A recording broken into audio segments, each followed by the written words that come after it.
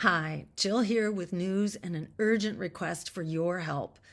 Please join me in demanding that the Israeli occupation forces immediately release Dr. Hussam Abu Safia and the other medical staff from the Kamal Adwan Hospital. They were arrested violently when the Israeli forces stormed and burned down the hospital, forcing out hundreds of people, including staff, sheltering families, and patients, who now have no other functioning hospital to go to in northern Gaza. So please spread the word, especially tell your representatives to Congress to call for their release now before they are killed, as hundreds of healthcare workers have been as part of Israel's campaign to destroy the healthcare system in Gaza.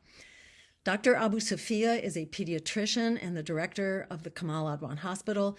He's been targeted by the Israeli occupation forces as part of a pattern of attacks on the healthcare system in Gaza, which is now at the brink of collapse, per the UN. This is a key part of the larger campaign of genocide and ethnic cleansing that Israel is committing against the Palestinian people.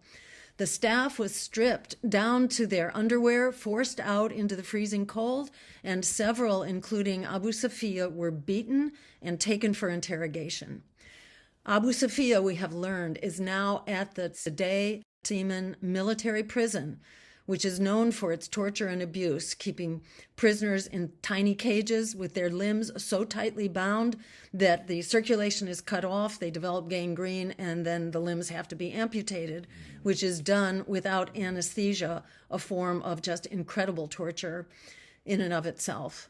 The Kamal Adwan Hospital has been under siege, sniper fire, bombardment, and drone attacks for months, previously killing the ICU director, the last orthopedic doctor in northern Gaza, several nurses, refugees, and Abu Safia's own son.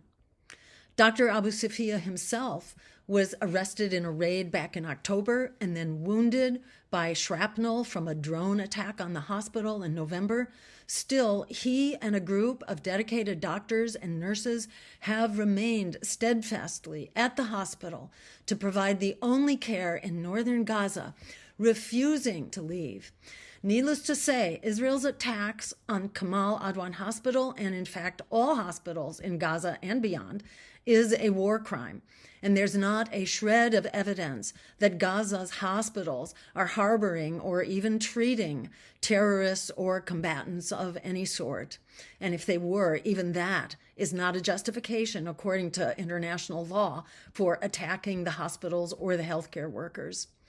What the hospitals and the healthcare workers are treating, in fact, are the victims of genocide, overwhelmingly children who've been injured by bombs, drones, Israeli snipers known to target children, by the Israeli starvation campaign, itself a war crime, and by infectious diseases caused by the lack of clean water and sanitation, resulting from Israel's destruction of the most basic public health infrastructure. So the bottom line is, please contact your senators and your representative to Congress. You can get their contact information at house.gov and at senate.gov. Dr. Abu Safia is a hero who put his own life continuously in harm's way to care for the people in the most desperate circumstances.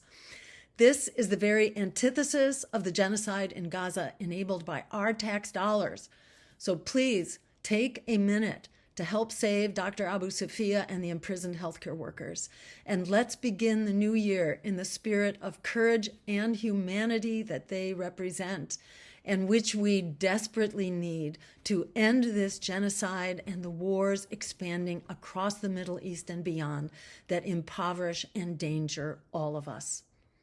Wishing you the peaceful, transformative new year that we all deserve. Thank you so very much.